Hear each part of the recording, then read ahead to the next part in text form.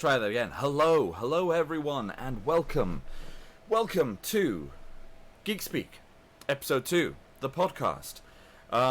Also, my first stream in over a week, which is weird. The last time I went this long without a stream, probably the last time I was doing a show. Actually, I honestly don't really remember that well. But anyway, I'm here, and I am ready to chat to you guys, and rather than doing some gaming and focusing on that for today, I thought it was time to do another podcast, and that's why we're here. And hopefully we're not going to have the same sound issues we had with the last podcast, because I've got my fancy mic out. It's a better microphone, but I don't normally use it when I'm streaming because it doesn't fit into my cool bendy arm thing, which comes down from above and is very fancy. And the problem is I can't really use it because I have to have it in front of me, and I also have to have the TV screen in front of me so I can play the games. So the two don't go too well together. So I have to go for the lesser quality mic but the better setup.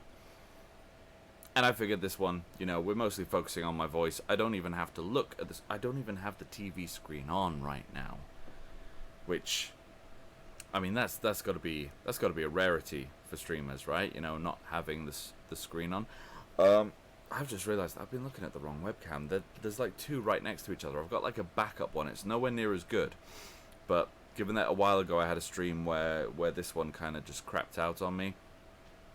Focus on the one that's switched on, Katie. Focus on it. I'm definitely in the right frame of mind to be doing this. Absolutely 110%. It has been a while since I streamed, and I know it's only been just over a week, but it is amazing how much you kind of lose it, almost streamer atrophy, if that's even a thing. If it isn't a thing, it's a thing now.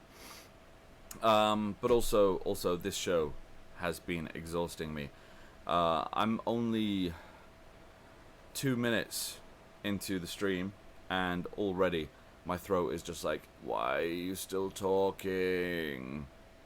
I've also been teaching drama at these summer school courses as well, so I'm doing that 4 days a week, and we've been having trouble with classrooms, which has been really frustrating. We keep getting kicked out of the classes that they send us to, or we get put in classrooms that are just way too small. They're fine if you teach in something like maths or science, but drama, where I want people to be getting up and performing and rehearsing and stuff like that, they're not ideal. They're not ideal. Did I notice what, L? Did I notice what? I might need to change the text color on here. I wonder if I can do that without really messing things up right now. It's all still work in progress, remember? That's definitely not what I want. No, that's definitely the wrong thing. What did I notice? What, L? Tell me, what did I notice or not notice? Let's see, will it be better with a white? Let's have a look. Yeah, that's better with white. Let's keep that one white. The text. Of course, I mean. Okay, Elle's taking a while to respond. That'll be the delay, I imagine. Or she's just decided to ignore me now. But anyway, what I was saying. So, essentially, while the weather's been pretty decent, I've been teaching most of my classes outside. And this raises two problems with my voice. One, the fact that I am in an area that is not designed to help with projection. Walls are great for projection because sound bounces off them, so you don't have to work as hard. And also, I have hay fever. And yesterday, I was teaching a class while right next to me, there's a dude going around on one of those sit-on lawnmowers, right behind me. So I got the combination of all the grass being kicked up into the air, and also I'm having to project over the sound of his bloody lawnmower. So yeah, and then I've been going straight from doing that to the performances. Basically, I've been heading straight into town, chilling out for a little bit or getting some errands done that I haven't been able to for the last while, and then going and doing this performance. Oh, your badge. Elle has the gold badge. She is our first 12-month subscriber. Thank you so kindly. Look at that lovely golden badge. I did not notice. I will admit. I will be the first to admit I did not notice. So you know what that means? That means it must be the anniversary of when we hit affiliates. That's crazy. Happy anniversary, Geeks on the Go. Which, for anyone who doesn't know, it's a community. It's not just me. I'm not Geeks on the Go. People refer to me as Geeks a lot of the time. But I am not. I am not Geeks. I am merely the face of the community. Because we couldn't get one prettier. Although those of you who are only listening to this on audio, let's just imagine that I am a lot more handsome. Continue to do that. I've got the voice of a handsome man. But yeah, the show. I'm gonna be talking periodically about the show throughout because it has really, really taken up my life for the last few months and especially for the last week. But there's so much stuff that I want to talk about. So, first of all, updates from last week. Okay, let me just get me updatey stuff ready here. I've been saving articles and all sorts for the last week, just so that I'm prepared as much as possible for this. Like, I've been surfing on my phone while I'm not necessarily doing stuff at the theatre because I wanted to make sure that I had things ready for here. It seems as though some of the articles that I saved have disappeared though, which is fantastic. Here's one of them. So, one thing we talked about last week, because I want to just go over what we discussed in the previous podcast. Quick one, obviously, I made some speculation about what was going to be happening in Phase 4 of the MCU. And I was right about a lot of it. Some bits completely took me by surprise because we've had San Diego Comic-Con, that is the big one. That is the really big one every year. That is where Marvel goes and announces all the stuff that they're going to be doing, and everyone else goes and announces all the stuff that they're going to be doing. It's huge. It is huge. So we have confirmation of what is going to be happening in Phase 4. So all of this, I think, happened in Hall H, which is one of the really, really big ones. So the first one we've got the Eternals, which we talked about a bit last time. And we have a bit more about the cast. Like, we know that we've got Angelina Jolie, Richard Madden, quite a few people whose names I don't really want to attempt to pronounce. Salma Hayek's in there. And as I talked about last time, the Eternals is the story. It's a bunch of humans that were experimented on by Celestials in order to protect humanity from, well, I'm curious as to what they've been put there to protect humanity from, seeing as though they've done a pretty poor job of it so far. The thing I'm kind of most excited about with this, it's kind of bad, is the Eternals are one of the many kind of retcon-y versions in the Marvel comic universe of the origin of mutants, in that they then conducted similar experiments to the ones that were done on them by the Celestials onto humans, and mutants were the result of that. So, while I'm not a fan of films that are just there to set up other films, I do hope that one of the things they do on this is set up mutants so that we can get an MCU take on X-Men. Let's see. So, there was a lot about the Disney streaming service, the Disney Plus, and the Marvel shows that are coming to that. Bear with me a second. I need to have a sip of water.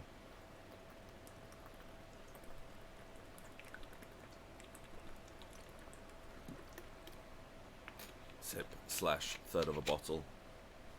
It's very hot, and honestly, my voice is pretty knackered. I'm probably going to spend the rest of today talking as little as possible once the podcast is done.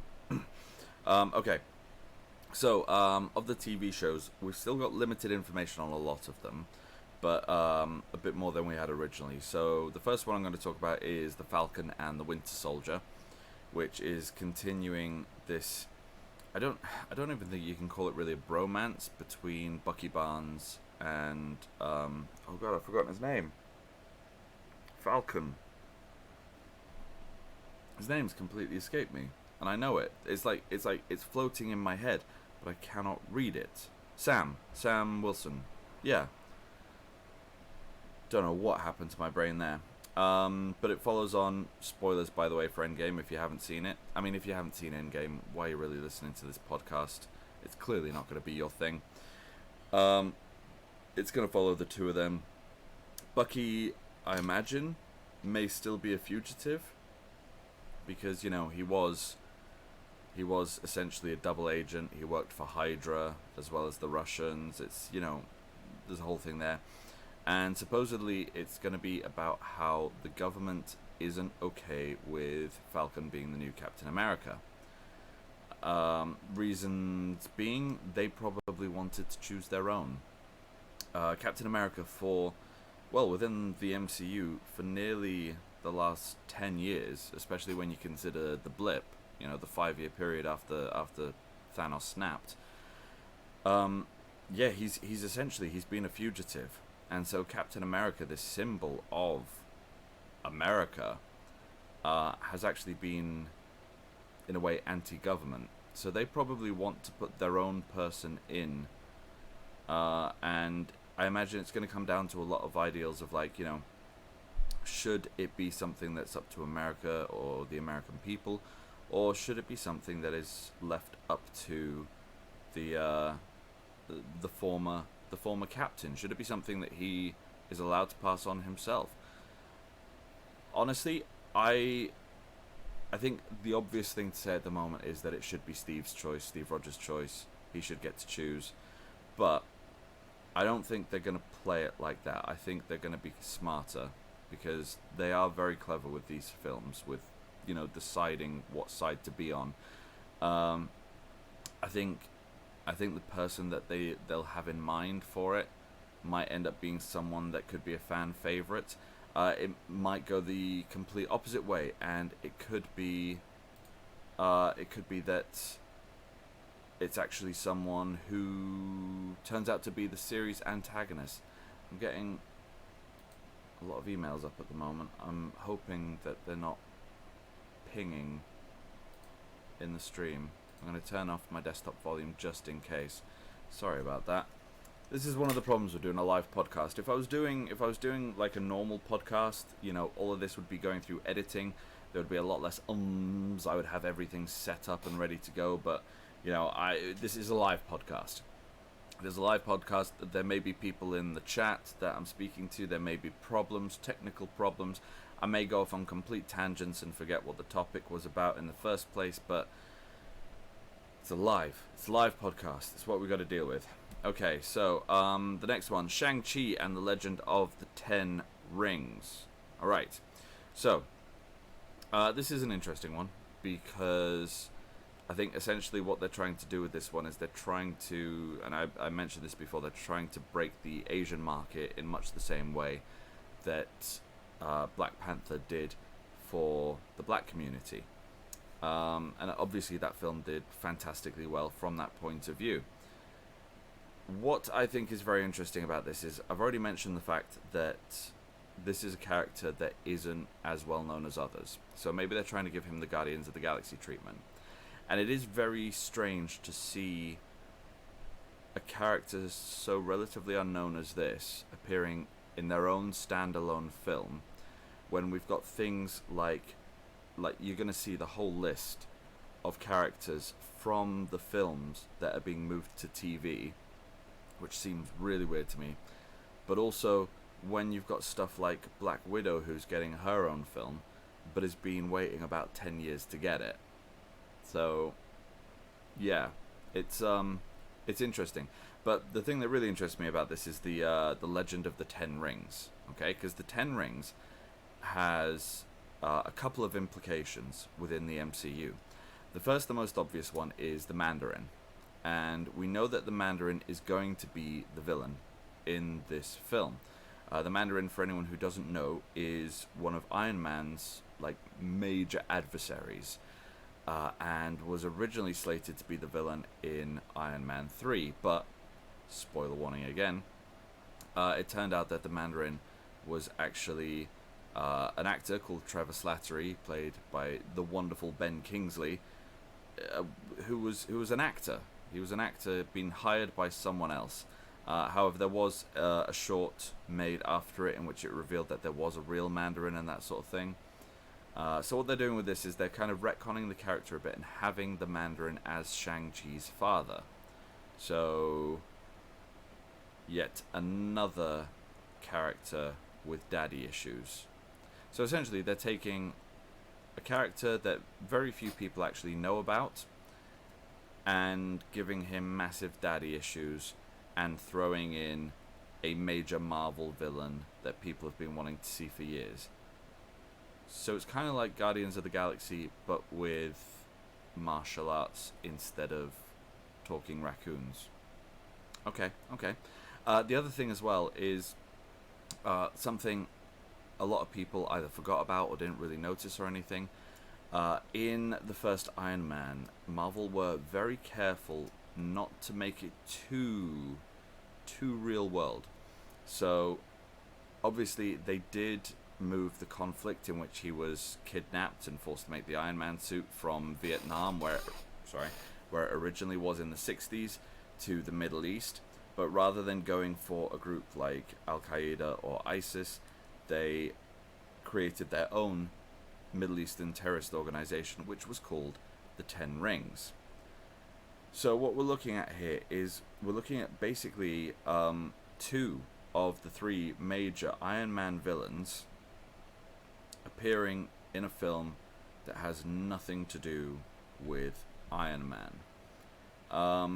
So I'm really not sure about this. I would have been interested to see a character like the Mandarin appearing in something like Spider-Man: Far From Home, because one of the big things that they had with that, and this is even in the trailers, the teaser trailers, so not even spoilers here, is this idea of Peter becoming the new Iron Man, or not actually becoming Iron Man, but kind of stepping into Tony Stark's boots.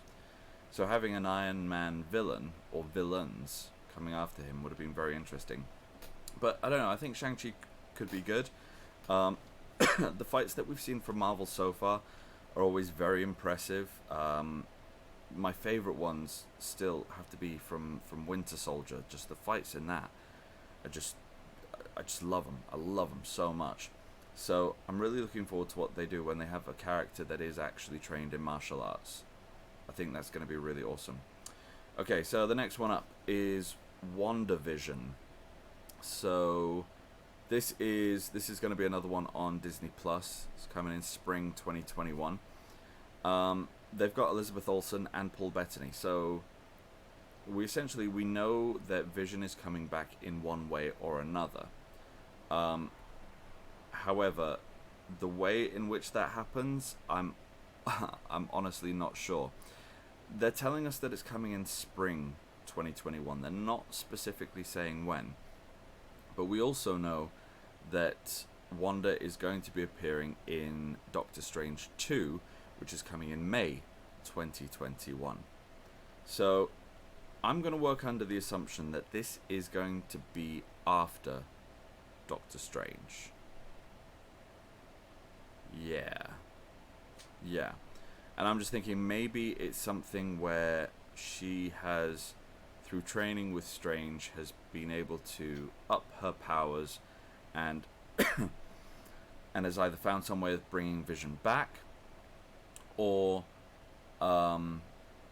created some reality stone bending kind of thing in which she has her own little pocket, maybe mirror dimension kind of thing that features Vision.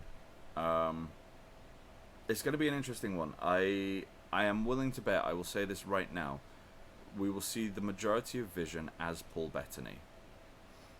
Because he has said in interviews how uncomfortable his costume is. Like, he doesn't like to complain about it. He specifically said, as uncomfortable as it is, I know how many people would kill to be in my shoes playing a role like Vision. So he's been very good and very humble with that. I do really like that about him. He seems like both a very he's got this air of wisdom about him, and with it humility. I do quite like that about him. Whenever I've seen him in interviews, he just seems like a really decent bloke. So we really don't know much about this other than that it's a TV show with Wanda and the Vision. I'm hoping that we're going to get to explore between this and the Doctor Strange film more about Wanda's powers, okay? And also possibly a way in which they tie into to Captain Marvel's as well. Because the whole thing with this is they are both powered by Infinity Stones. And obviously they still have their powers despite the Infinity Stones having been destroyed in Endgame. So we know that the power within them works independently of the stones. Doesn't matter too much. But what's really interesting is that they show that all of the Infinity Stones are linked in a way that hasn't really been explored. Because the perfect stone, you would imagine, for Scarlet Witch would be the Reality Stone. That is her thing. She is a reality bender. She is a Kita class reality bender for any SCP fans out there. Having twice, basically, completely changed all of reality. All of reality. We didn't even see Thanos do anything like that, okay? And we know Malekith tried in Thor the Dark World, but was prevented a couple of times, in fact. But her powers were granted to her by the Mind Stone. So why does she have Reality Stone powers when she got her powers from the Mind Stone? Also with Captain Marvel, we've only ever seen her really use her powers for either flight or destruction, which to me kind of implies the Power Stone. I know the colors don't quite match up as neatly as Wanda, with her red glowing, which is very similar to the Reality Stone, not actually being a stone, being the ether as well. But she got her powers from the Tesseract, which, as we know, is the Space Stone. But she doesn't seem to have the abilities of teleportation or whatever that come from it. It is just a power source to her. So does this mean that these characters are linked in some way? Could this link to how Vision comes back? Vision is powered by the Mind Stone, which is the same one that gave Wanda her powers. Who knows? Maybe we're going to explore that. Hey, Bailey Crafty, how are you doing today, buddy? Good to see you. Good to see you. We're talking about Phase 4 of the Marvel Cinematic and now Television universe at the moment. You lurk away, buddy. You absolutely lurk away. Alright, so the next one. This is the one that a lot of people are going to be excited about. I think this is going to be the top one for Disney Plus, and that is Loki. Thank you for the host, by the way, Crafty. Very, very kind of you. Yeah, so Loki is getting his own TV series. Now, some of you may be surprised by this, but essentially all we know about it is that it is a prequel. And that the idea behind it is that we are seeing Loki as he goes through various points in human history and does his usual trickster thing. There has been no revelation yet as to which Loki this is going to be. Is this the Loki from the MCU, that the main MCU universe that we all know and love and that we tragically lost in Infinity War? Or is this going to be the Loki that we saw escaping in Endgame? My suspicion is that if the series is popular enough and makes them enough money, they will make him into the Loki that we saw escape, so that we can have more episodes, I guess.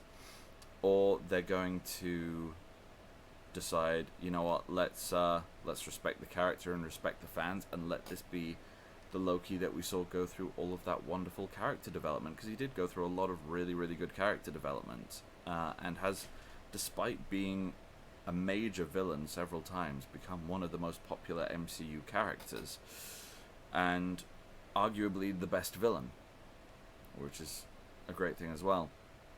My biggest problem with this is Chris Hemsworth. Like, I've read a lot of Norse myths, including the fantastic book by Neil Gaiman, which just goes through a lot of them. If you go on YouTube, like, the audiobook of it is on there, and I highly recommend it because it's actually Neil Gaiman reading it, and he's having so much fun going through it. But there aren't really any stories about Loki that don't include characters like Thor and Odin. So, are we going to be getting Chris Hemsworth and Anthony Hopkins in these? Like, I hope so. It'd be fantastic, but I somehow doubt they're going to have the budget for that on a streaming service. All I know is that we're probably going to have to get Disney Plus.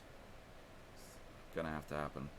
But the budget they must be throwing at this it's got to be pretty huge. I am really looking forward to seeing what they do with it, and I do trust them with it.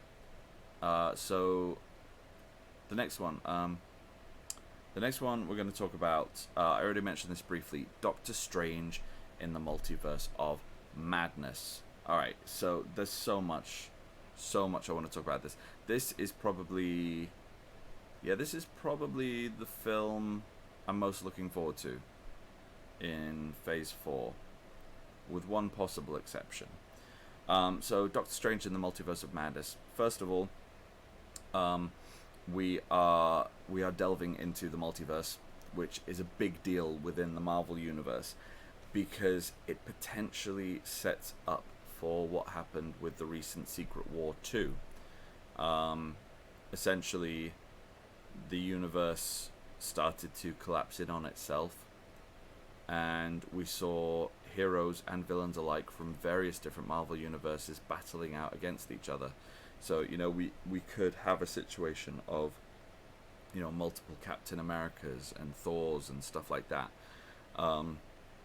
It could also get very complicated and very bad.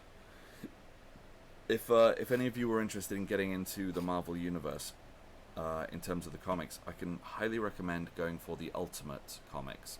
Like, most of the comics that I've got down there are actually Ultimate ones.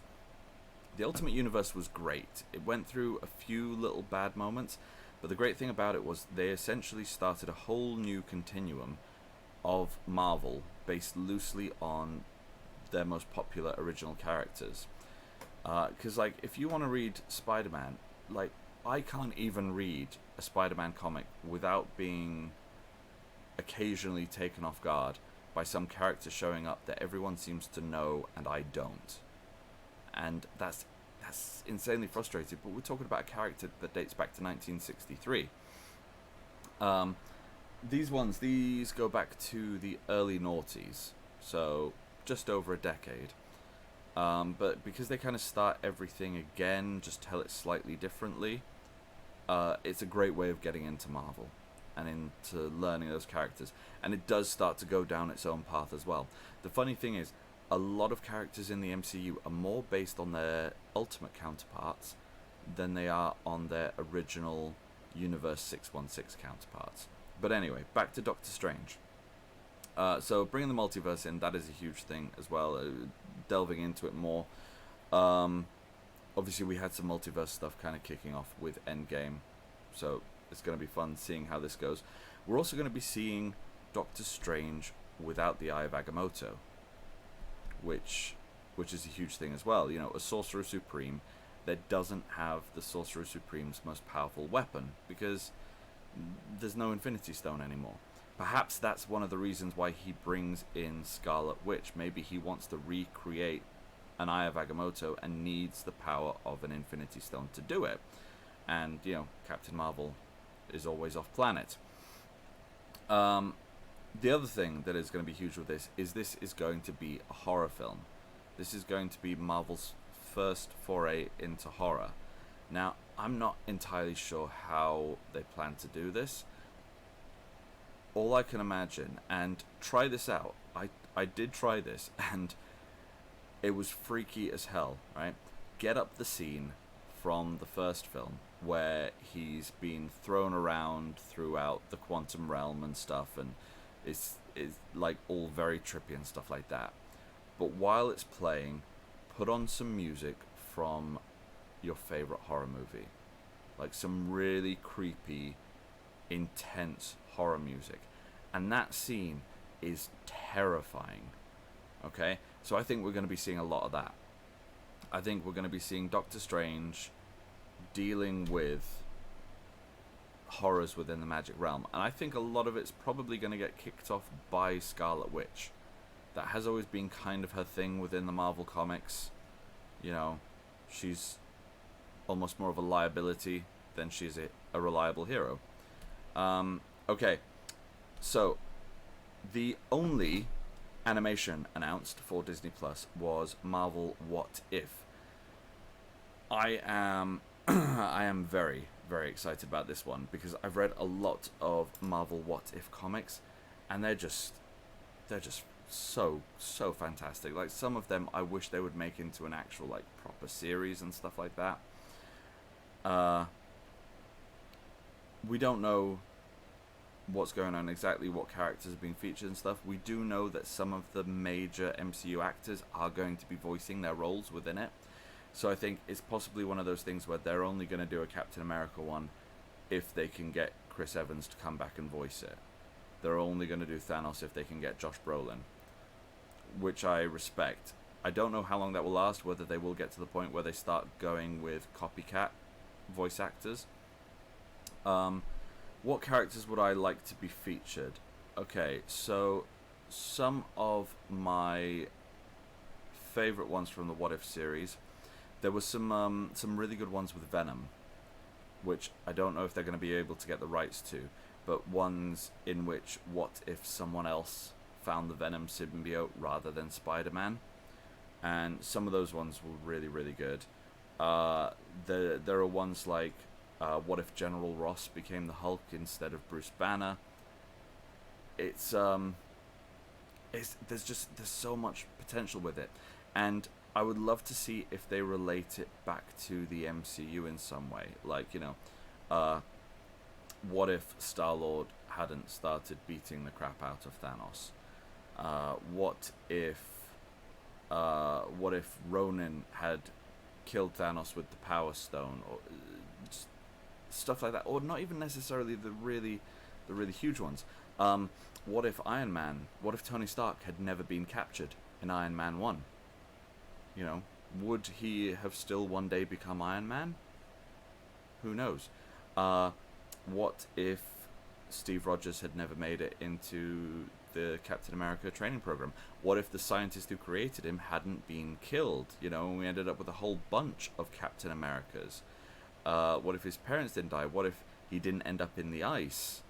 It's, you know, there's so much they can do with it. What I would really love is, especially maybe after the first series, I'd really love for them to find some way of letting the fans decide what ifs they'd like to see. That would be absolutely amazing. Like the most popular ones. That would be so cool. It would be very difficult for them to go through everything and decide which ones to go for, but it would just be awesome. It'd be awesome. Oh, Iron Man's parents, yeah, because obviously that had a huge impact later on as well in Civil War. What if Howard and is it Martha Stark? I don't want to say Martha Stark because it's just bringing me back memories of Batman vs Superman. But I have a feeling it is.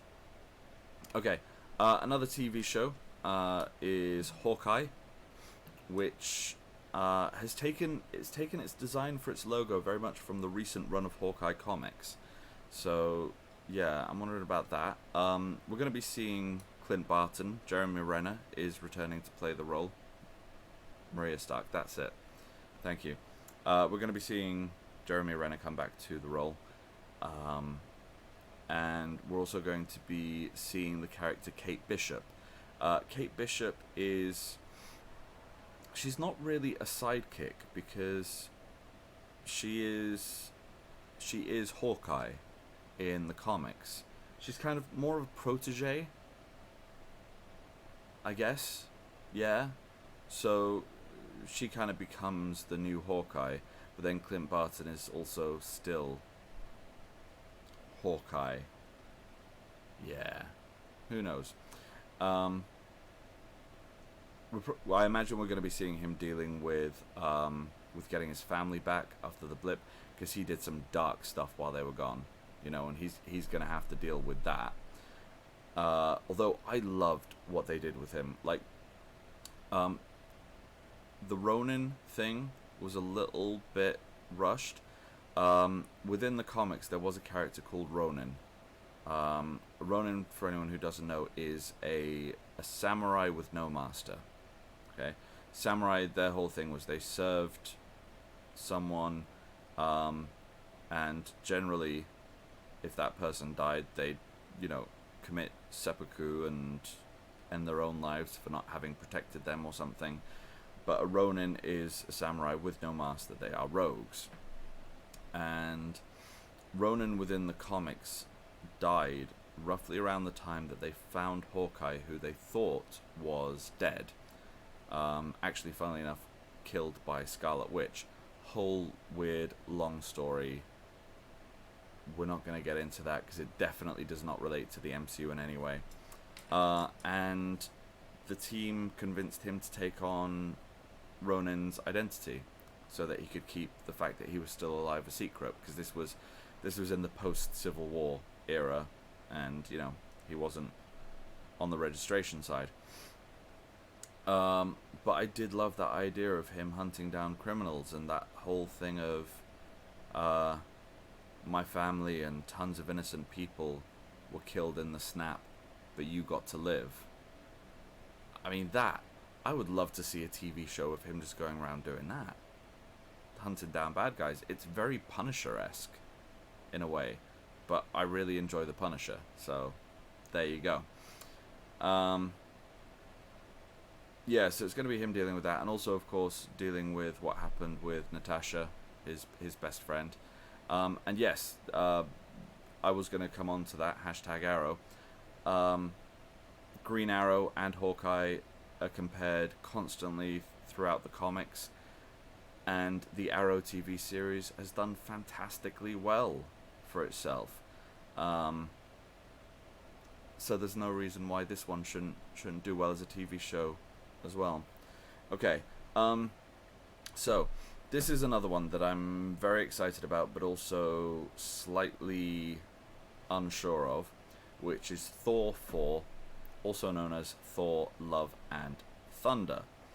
So we're going to be seeing the return of Chris Hemsworth as Thor, obviously, Tessa Thompson, who played Valkyrie, and also, surprisingly, Natalie Portman, which we're very surprised about. Now, I said in the last podcast about how Taika Waititi was coming back to direct.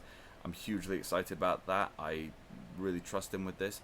If you look at the title for this one that they've brought up, the font is very like 80s, maybe 70s, like Iron Maiden album cover-esque. So I think he's fully embracing that retro sci-fi feel that we got from Thor Ragnarok. So Natalie Portman is reprising her role as Jane Foster, but we are seeing the Jane Foster who became Lady Thor. In the comics, Thor lost the ability to wield Mjolnir when Nick Fury whispered a secret into his ear. And this secret was like, it was so dark that just by knowing it, Thor was no longer worthy to wield Mjolnir. Like, I mean, if that doesn't show how badass Nick Fury really is, I don't know what does. Okay? It is just the ultimate badassery, if you ask me. And then one day, suddenly, a new Thor arrived, who was a lady, and Thor couldn't figure out who she was. It was later revealed that it was Jane Foster, who was actually dying of cancer. I'm curious how they're going to do it in this, because in the original Thor comics, there was a doctor called Donald Blake who found Thor's hammer and gained the ability to transform into Thor. Now later on they decided to separate the characters. Thor was able to manifest in his own right, and Donald Blake he went a little bit crazy at one point. He wasn't too happy about the fact that he couldn't be Thor anymore. They almost turned him into an antagonist for Thor, actually, which I really didn't like. I felt it didn't respect the character. Imagine if Spider-Man separated from Peter Parker and Peter Parker became a villain. That's essentially what you're dealing with. A better example would probably be Hulk and Bruce Banner, because they are they are more separate entities, I guess. So yeah, that would be a better example.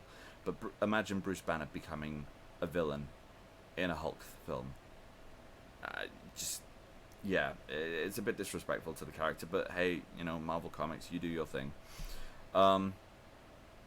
So yeah, it made more sense in the comics that someone who took the hammer became Thor, whereas the actual Thor just went by the name Odin's son for the next while, got himself a lovely Stormbreaker, and the rest is history. So having Jane Foster become Thor in this is weird. Not to mention the fact that this universe doesn't have a Mjolnir. So I'm very curious to see what they do with this.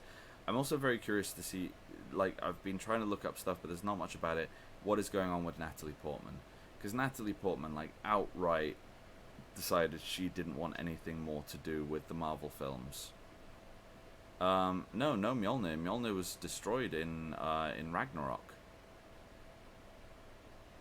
The main Marvel Cinematic Universe doesn't have a Mjolnir anymore. So unless he makes another one or steals another one from another universe, we got no idea. There's a lot of outrage about this, to be honest. There's a lot of fanboys who are not happy about Natalie Portman becoming a new Thor. I can understand their outrage. A lot of them are very misguided, though, because they're failing to take into account the fact that we do have a female Thor within the Marvel comics. We don't necessarily know it's the main universe. We are assuming that it's the main universe. I think in terms of the multiverse stuff, they have to play this so carefully. If they start doing stuff in alternate universes, it's going to get so messy, and it's going to get so difficult to do stuff like Avengers films where we bring them all together.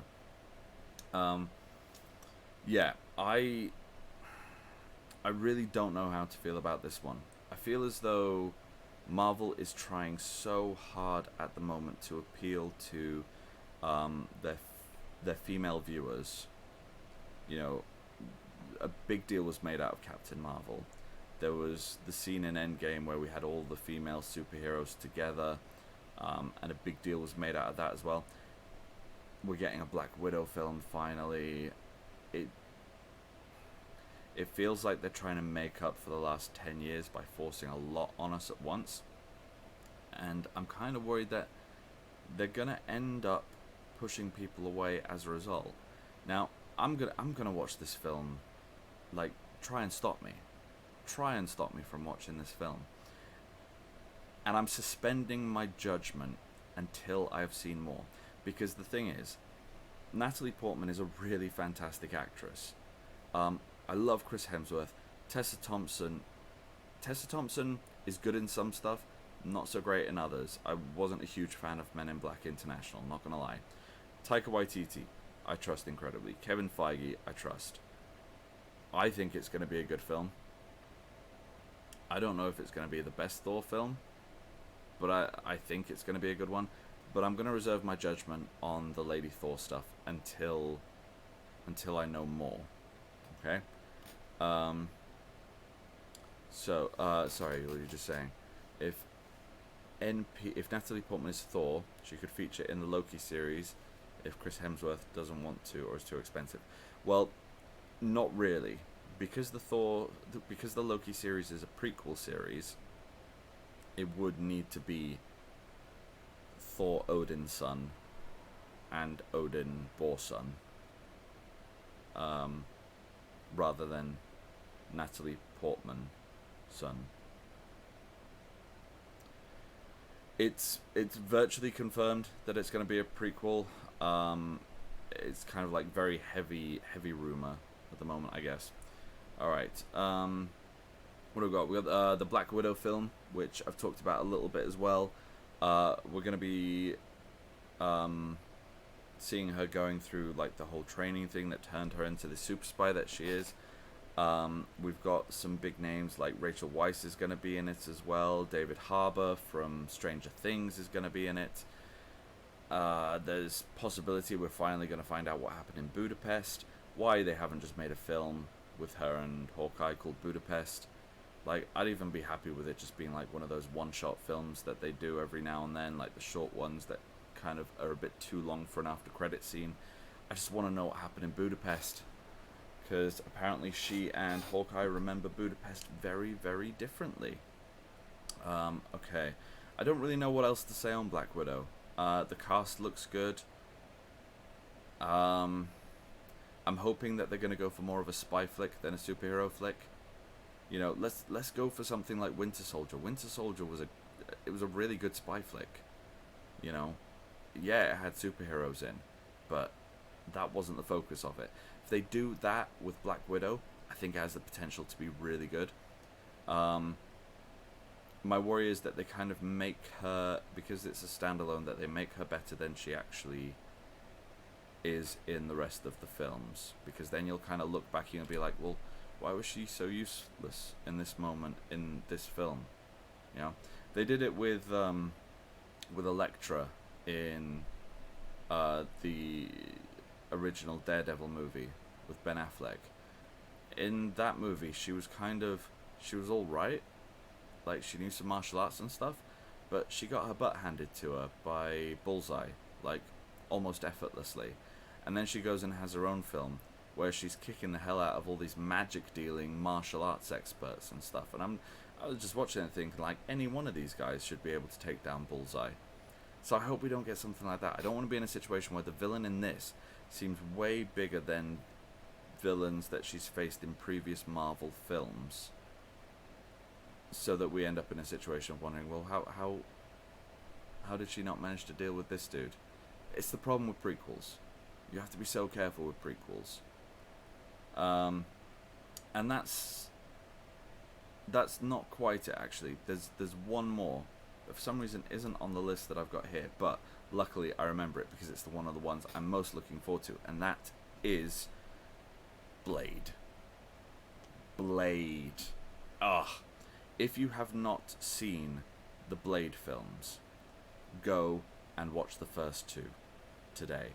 Don't bother with the third one.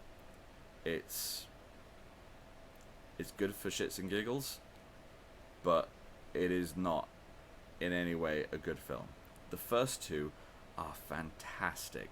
They're done on such a minimal budget. Like, the CG has not held up. Like, but there aren't that many moments of CGI. Okay, Wesley Snipes was born to play that role. It is a film series that has had such a huge impact. Kevin Feige has directly said that the MCU would not exist if not for how well the Blade films did. Okay, which is one of the reasons why I kind of get frustrated whenever people were talking about how Black Panther was the first Black Marvel superhero. No, I mean, you've got Falcon, who came around before him. You've got Rhodey, War Machine, who was around even before that, and they are both superheroes in their own rights. You know, I mean, Falcon, he's Captain America now. It's kind of a big deal. But yeah, Blade really set the way there.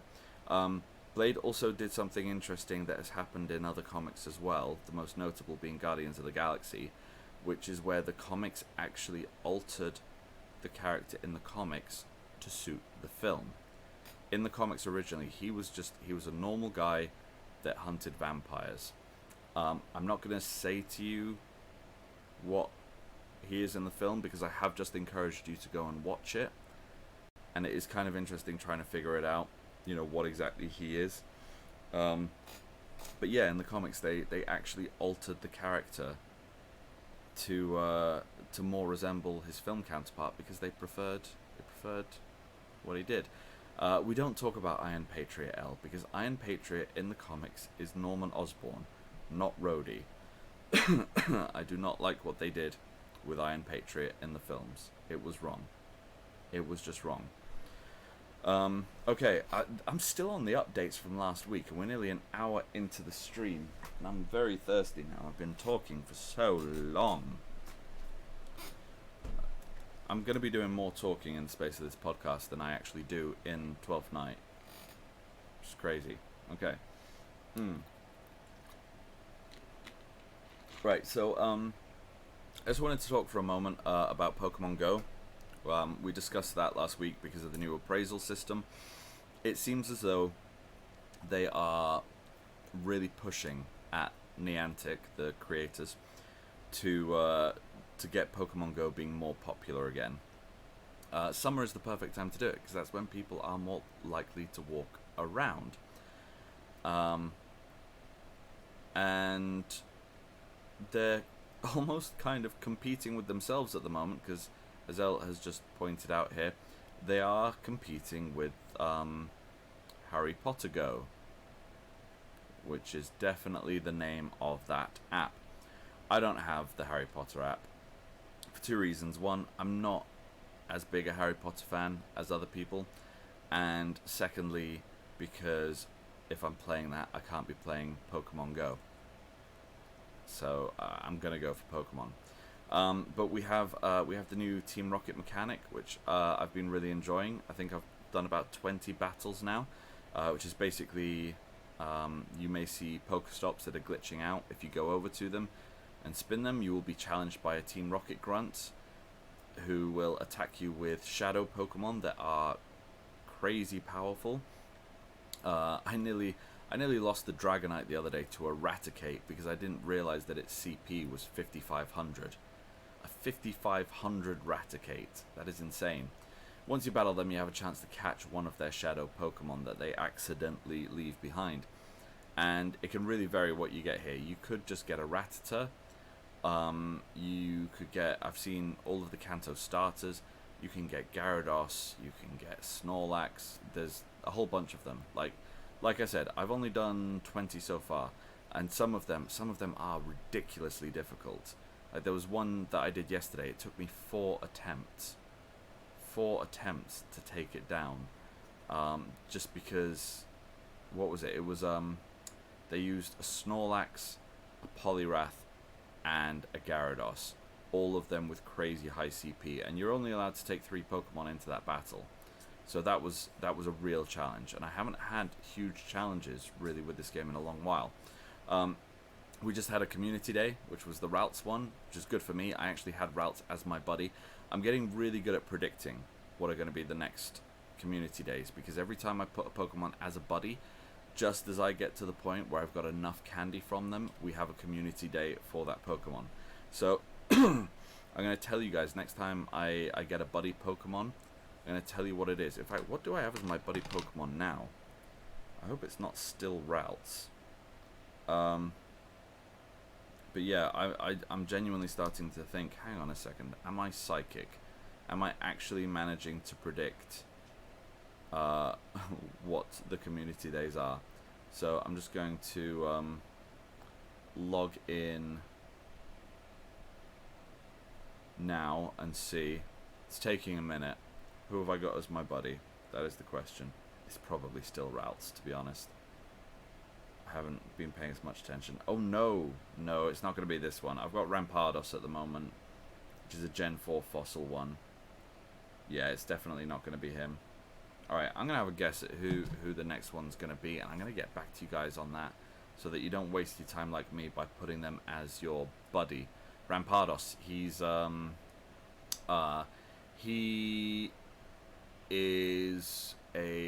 what is it, a Pachycephalosaurus? One of the hard-headed dudes. They're in Ark and Jurassic Park 2 and 4, probably, no, 5, Jurassic World 2, probably Jurassic World 1 as well. I can't remember. It's been a while since I've seen them. Yeah, so future community days. I'm wondering what ones are likely to come up. Obviously, we've still got plenty of starter Pokemon.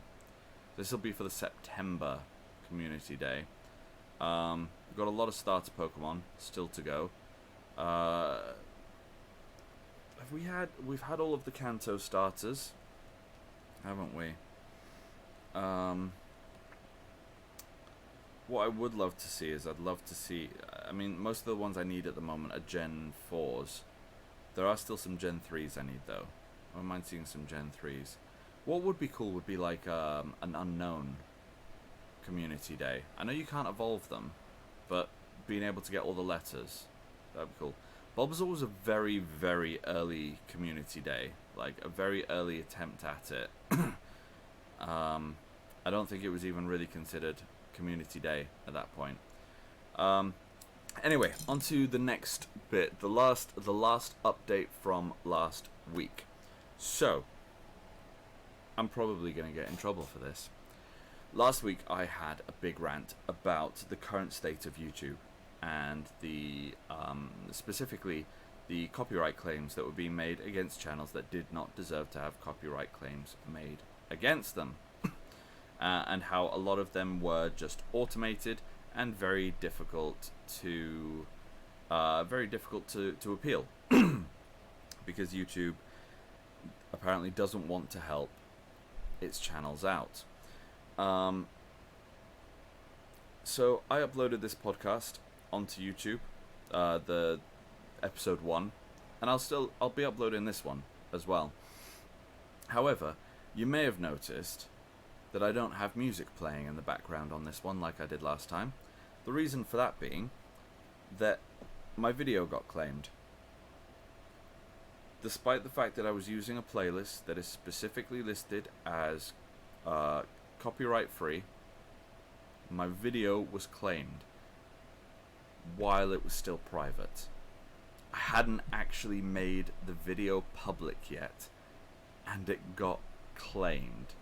So it wasn't like one of the big claims or anything. It wasn't one where they're threatening to take down my channel or anything.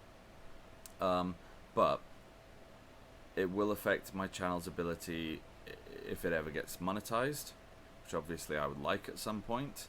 It means that when I do get monetized, all the ad revenue from that first podcast, which, I mean, let's face it, there are some people, if I get popular enough, who will go back and want to watch or listen to old podcasts, and that's going to be the one that they pick first. They're going to want to see the first one, see where it all got started, see how far I've come since then. Everyone who watches that, all the money from that is going to this studio that did an automatic copyright claim on my video because of a piece of background music. It's one song. It's one song, and the reason why I know how messed up it is because the artist who created that song, I had at least 3 songs of theirs in that playlist, but it was only the one that was claimed, which is ridiculous. There's also been a channel I quite like watching called Top 5 Scary, which does top 5 lists of scary things. They've recently just ended a very scary week for them. They've been posting a lot about how YouTube was threatening to take down their channel for using reused content. Now, they claim that they went through their channel, they made sure that it was all fine and everything.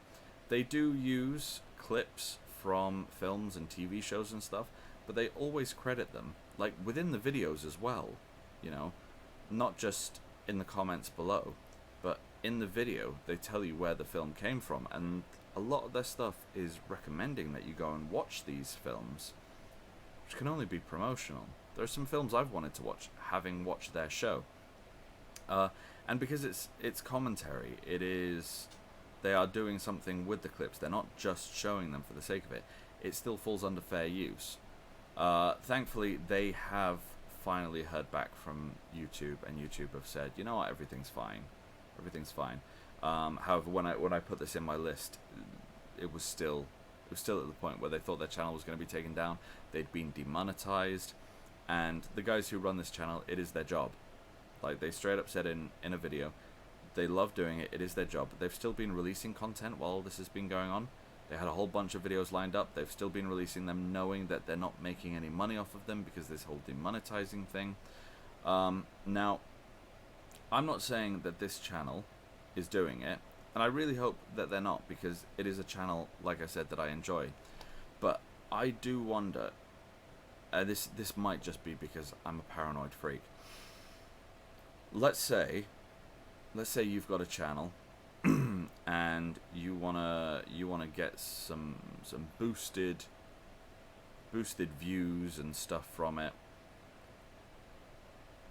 Telling your viewers that the channel is being taken down by YouTube, and then a week later revealing everything is fine. There's no real way for us to check that. I'm fairly certain these guys haven't done it because they implored their fans to go out on Twitter and to tweet to YouTube saying, please get back to them, please don't shut down their channel. And I think YouTube would have probably called them out on their bullshit if that was the case.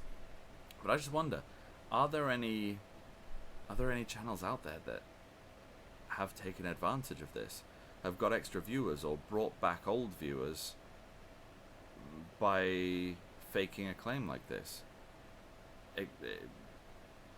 I'm just saying. But anyway, YouTube, please don't copyright claim my video, okay? I'm going to extreme lengths today to make sure that none of my content can be copyright claimed. One of the things I wanted to go on to in a bit is all the stuff that happened at San Diego Comic-Con, and there are so many trailers that dropped, and I want to see them. I want to show them, but I'm not sure that I can without fear of getting copyright claimed. I don't know. I might just do it anyway. Because bugger it. It's fair use. It is fair use. If I'm there commentating on it, it is fair use. But anyway. So that's been the updates on the last week, and that's actually taken the first hour of the podcast, which is kind of crazy. So I'm going to move on to the other stuff that I've got going on here. A little bit of news. This is specifically Twitch news that we got going on. First thing is, I feel as though I have to talk about this, but this is risky business. This is very risky to talk about. It is all the crap that is going on with Alinity. Like, what the hell, Twitch? Alright, so let's imagine you guys have never heard of Alinity. Alinity is one of the biggest streamers on the Twitch platform at the moment. She made a real name for herself a few years back when she falsely copyright claimed a PewDiePie video. And she's just done so much ridiculous stuff since then. It was revealed by her, but a PewDiePie fan found this, that I think she lives in Canada, maybe, but she's from South America, and she moved up there on a marriage visa, and as soon as her proper visa came through, she divorced the guy, which is illegal. It's so hugely illegal. Like, she should have been deported by now. But she has repeatedly in her time on Twitch, done things that get other streamers banned. Okay? And the latest of this has been the treatment of one of her cats. There is an old clip that's resurfaced of her feeding her cat vodka.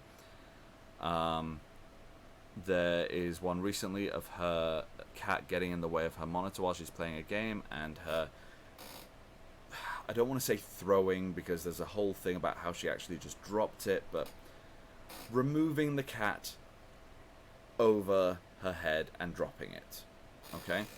And a lot of people are saying, oh, but, you know, cats always land on their feet. I bet the cat was fine. And she's saying that the cat was fine and stuff like that.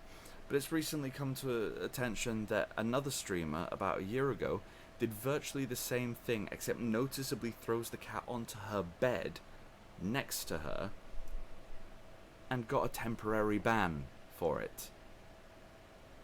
But nothing happened to Alinity.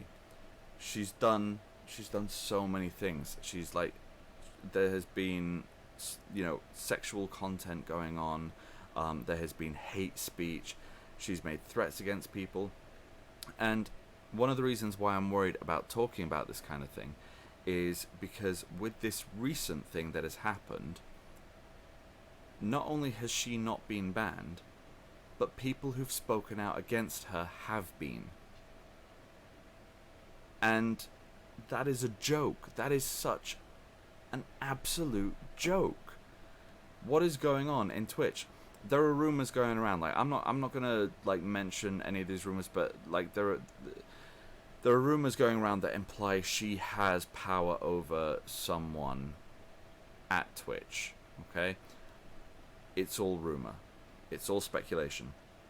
There are some streamers at the moment who are claiming they have evidence of it, but as far as I'm aware, they've yet to actually reveal that stuff. I will check in time for the next podcast and find out whether that's come out. But there are streamers who are claiming they have evidence that she has something on someone at Twitch, and that is why she is untouchable, as far as they're concerned. But genuinely, I really needed to talk about this because I tread so carefully on this platform, and as a small streamer, I shouldn't really have to do that because I shouldn't be getting enough attention. But I know that there are some people on this platform who are not big fans of mine, for various reasons, and you know what, maybe one day I'll do an entire stream where I go into details about that, because I got so much shade to throw on that kind of thing, and evidence that I've been not hiding, but I've not been revealing because I don't want to be an absolute tool. But you know, it's getting a bit much. Yeah, I mean, I do. When Elle's on, I have to tell her off for doing little things that didn't even cross her mind could be bannable offenses, but I'm trying to play it so carefully because I don't want to have any reason for this channel to be taken down. And then along comes a streamer like this who feeds her cat vodka, chucks it behind her, who gets away with sexual content, hate speech, falsely making copyright claims against the biggest YouTuber on the planet. Well, the biggest individual YouTuber. We're not going to go into that. Who also, last I heard, had broken, you know, immigration laws. So how is she still getting away with this? And how are we supposed to feel about it as well? Recently on the H3H3 podcast, which is a very good podcast if you are into streaming and all things to do with YouTube, Twitch, that kind of thing. Ethan, who runs it, was talking about his time at Twitch, because H3H3's podcast started off as on Twitch, but has now moved to YouTube. And as he was one of the very big ones on Twitch, he knows a lot of the ins and outs. He was a partner, but he's moved completely to YouTube now, so has no qualms about talking out against his time at Twitch. And he straight up said, Twitch goes out of its way to protect the big streamers, okay? It lets them get away with a lot more than the smaller streamers will, because because they make them money, and the controversy makes them money. I mean, that clip, that Alinity clip, I've got no idea now, but I can only fathom how many thousands of views it must have. And Twitch makes money off of that. You know, every time someone goes into her stream to give her any hate about it, they've got to watch an ad first. And that's just putting money in Jeff Bezos' pocket. So it kind of seems as though, whether it's YouTube or Twitch, you can't really win. Which does lead me on to the next thing I was going to bring up, news-wise, which is that Ninja, the very big, very famous Twitch streamer, mostly known for his Fortnite streams, is now moving exclusively to Mixer, which is Microsoft's streaming platform, most popularly used by Xbox users. I'm not a huge fan of Mixer, purely because of the fact that when I started streaming on Twitch, I did so exclusively through my Xbox, and because Xbox had Mixer, there was virtually no support for Twitch. You know, if you want to stream through an Xbox, you are very limited in what you can do. Essentially, you can plug a mic in, you can use your Kinect as a webcam, which is not a very good webcam, and you can have yourself in one of the corners of the screen, and that's it. No overlays or anything like that. Whereas with Mixer, for some reason, normal webcams work when you're using Mixer, but I thought that I could only use the Kinect. You know, the Kinect, that device that you cannot even buy anymore because they discontinued it. I was lucky, I got mine on eBay. But yeah, so they put you in a situation where you could only use a discontinued piece of tech in order to stream on Twitch because they were supporting Mixer. But now Ninja has moved exclusively to Mixer. I have two suspicions on this, but again, it is still early days. I don't know necessarily why. I think it's going to be down to one or two things. One, Ninja has been progressively getting more and more ticked off with Twitch, which I think is mostly down to the fact that he is no longer the most subscribed to streamer on the platform anymore. Or Microsoft has offered him a lot of money, which is just as possible, and Amazon weren't willing to match that. Now, one of the reasons why I haven't really considered switching platforms is because of you guys, because of my viewers, because my followers, my subscribers, my donors, okay? Like Kitty, who has just joined the stream, welcome, by the way.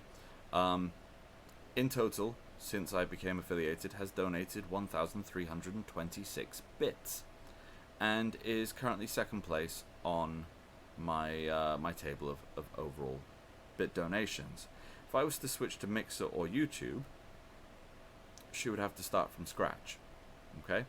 Elle, who just today has got her 12-month sub badge, that lovely golden badge, if I switched to Mixer or YouTube, she would have to start again. Yeah. So that's why I'm not considering leaving Twitch, honestly. I like the platform. I think it is good that they do look after their big streamers. I don't think it's good that they protect them in the way that they are with some. I think they still need... no one is above the law, is what I'm saying, okay? But Ninja leaving. Ninja, like, I don't follow him. I've seen a few videos featuring him, but I've never really watched his streams properly because he seems a little bit toxic to me. And I know I could get in trouble for saying something like that against the mighty Ninja, but all the videos I've seen him in recently, you know, I've seen there was that Minecraft event that they had recently where they got a bunch of big YouTubers to play the Minecraft Hunger Games thing, and he just bailed out halfway through. Like, I think that was a charity event as well. Like, what? Yeah. I'll get into Fortnite, dye my hair, then I'll get some more support. That's right. No, I couldn't. I mean, I'm not good at games like that anyway. But just playing the same kind of thing repeatedly again and again and again. Should I dye my hair? I want to shave it soon. Not at the top, like have it around the back and sides like I did a couple of years back for Winter's Tale. But Elle doesn't want me to do that. No. Reverse Emma McGann. Yeah, that'd be great. Have you guys seen her new video? Misfits, I think it's called. The song's really good, and the video's incredible. Like, they've done such a good job with that video. Yeah, definitely go and check out Emma McGann. Actually, she is a Twitch streamer.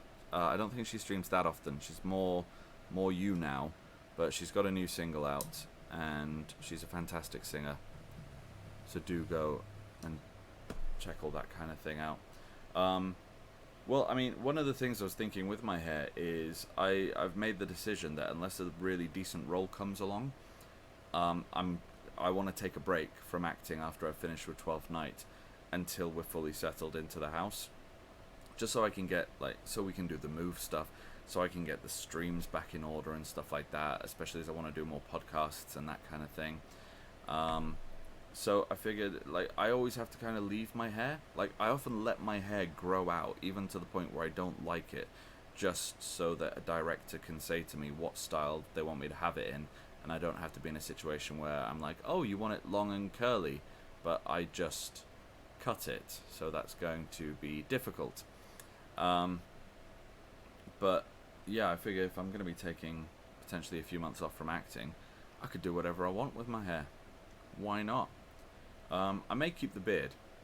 I do quite like the beard. I know it's very pointy and very, very Shakespearean kind of thing, but I don't know how you feel about it, Elle. I actually quite like it.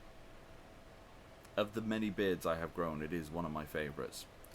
I guess I've kind of given up on talking about Twitch news now, but yeah, basically just Twitch, sort it out. Just send all their subs to me. That'd be fantastic. Okay, so right, what I wanted to talk about next. I'm gonna try not to rush through the rest of the stuff that I've got, but I was only planning on doing a 2-hour podcast this time. Make it a bit easier for you guys to listen to as well. You can absolutely bring on a topic. If you think of something you want to talk about, absolutely bring it on. I'm very quickly going to talk about some stuff with San Diego Comic-Con that I didn't mention. But first, apparently I have to talk about Mafia now. Okay, so if you are watching the stream on Twitch, Ella's just posted a link for Mafia. If you're watching it or listening to it via any other platform, just come onto my channel. I don't even have to be streaming. Type !Mafia and a link will come up for it. It is a Facebook group that Elle and I are both parts of, where we play a game called Mafia, which is it's a game of deception. You get given roles, and some of those roles are bad guys, and you have to figure out who's a baddie and not die and that sort of thing. It's great fun, but we need more active players on it. We've got a fair few, but it tends to always be the same people, and a lot of them are getting very, very predictable. Like, if one person plays even slightly differently to how they did in the last game, it's like, haha, you must be Mafia. And then we vote them off. And then it turns out we're wrong. And then everyone blames me. Because I'm quite aggressive. But it's fun. Check it out. I've actually been thinking about getting a game of it going in the Discord. But we would need way more active members to come and play. Maybe we can find some. Who knows? Sorry about the coughing. My throat is still so horrendously buggered from the last week. Like I said, I'm not going to be doing much talking after this is done. Alright. Okay, actually, before I go on to San Diego Comic-Con, I'm going to take a very quick break, just because I need to go to the bathroom and stuff like that. So, while I am gone, just enjoy yourselves. Grab yourselves a drink, whatever it is you want to do. and I will be back in a few minutes.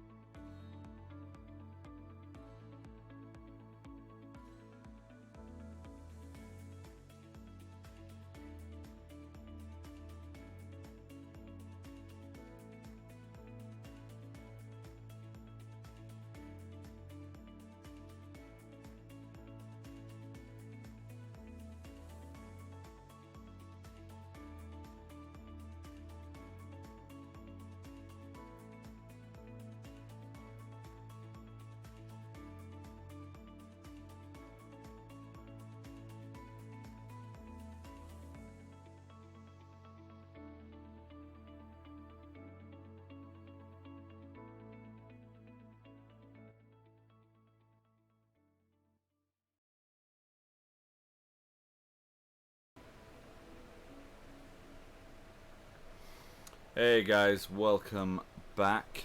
Told you it was only going to be a short break, but yeah, I can't really do long breaks with the podcast because there are going to be those of you listening to this, watching this, not live, thinking, why am I just listening to this chilled music and watching a couple of rats play around? Well, first of all, because they're adorable, okay, and secondly, because it's a live podcast and sometimes I need to pee, so deal with it. Alright, okay, so very quickly, I'm going to go through just a few highlights for me from San Diego Comic-Con. Obviously, I've already talked about Marvel Phase 4, that was a big deal. But we've had a few trailers dropping over the last while, whether they be at Comic-Con or not. The first one that I want to talk about is the trailer for Picard. Picard for anyone who doesn't know, is the brand new Star Trek TV show, which is a bit of old mixed in with new. The story follows an aged Jean-Luc Picard, played by the amazing Patrick Stewart.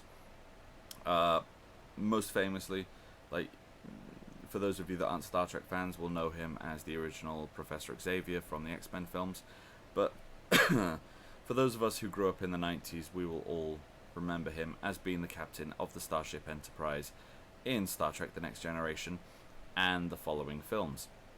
By the way, seriously overlooked sci-fi horror film is the second of the Next Generation film, First Contact, which features the Borg, which are like, imagine if the Terminator was crossed with a zombie. That's what you're dealing with there, okay? And they're bloody terrifying. I remember watching that film as a kid, and it scared the hell out of me. But anyway, so this TV series, we've finally had a trailer drop for it. When it was first announced, I was like so excited.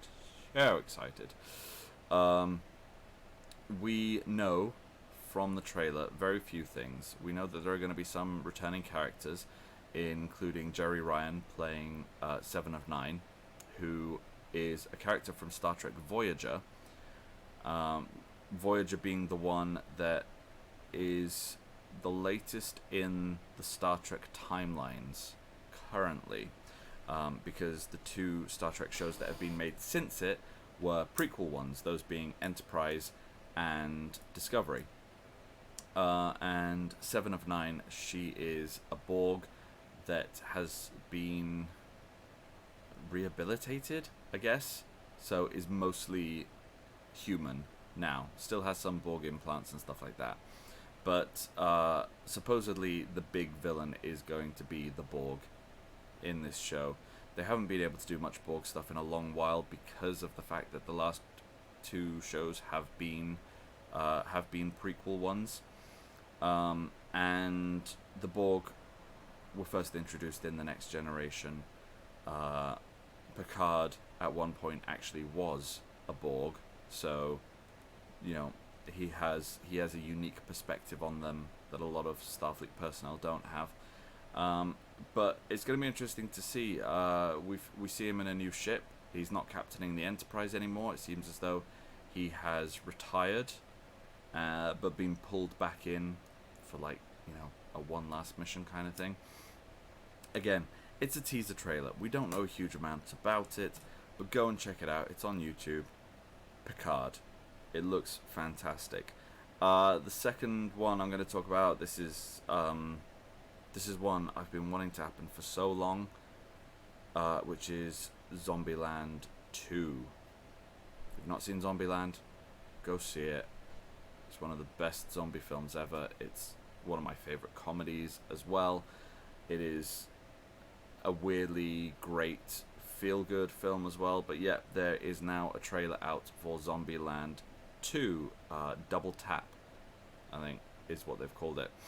The original cast have returned for it. We've got the original four guys. We've got a few extra characters that are being brought into it as well. The trailer, honestly, I'm really not sure about. I don't know how excited I am about it, to be honest. It looks fairly decent, but I'm slightly worried they're pushing the envelope a little bit too much after how successful the first one was. I'm gonna wait to see the full-length trailer, and obviously, I don't like to fully pass judgment until I've seen the film itself, normally at least a couple of times. I really just hope they don't mess this up, because the first one was so great, and it didn't particularly need a sequel. And it's also been quite a while since the first film, and generally when a sequel comes out after that length of time, it doesn't normally stand up. So I am a little bit more worried about that one than the Picard trailer that we saw. Another TV show one is the trailer has dropped for the new Watchmen TV series. I didn't really know a huge amount about this series until the trailer dropped. but it is not a retelling of Watchmen as an episodic thing, you know, as opposed to the Zack Snyder film, which was, you know, a film of the graphic novel. This is an original concept based in the Watchmen world. Okay, so there are references to Dr. Manhattan. There is what seems to be a vigilante cult based around Rorschach. They're all wearing the Rorschach masks and repeating one of his infamous lines, which I don't know how they heard, because in both the graphic novel and the film, he whispers it on a rooftop. So I have no idea how they heard that, but anyway, it's been a while since I've read it, to be honest. And we've got Jeremy Irons playing an aged version of Ozymandias, who is quite possibly one of the best comic book characters ever conceived. Like, such an interesting character. I don't want to give away too much. I really don't, because so much about his character is tied into the original graphic novel and the film. Alan Moore, he's come out and said that he hates it. He thinks that it's terrible. He wants nothing to do with it.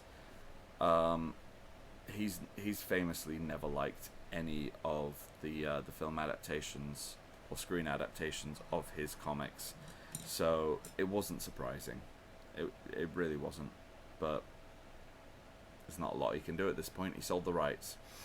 Yeah, check out the trailer for that.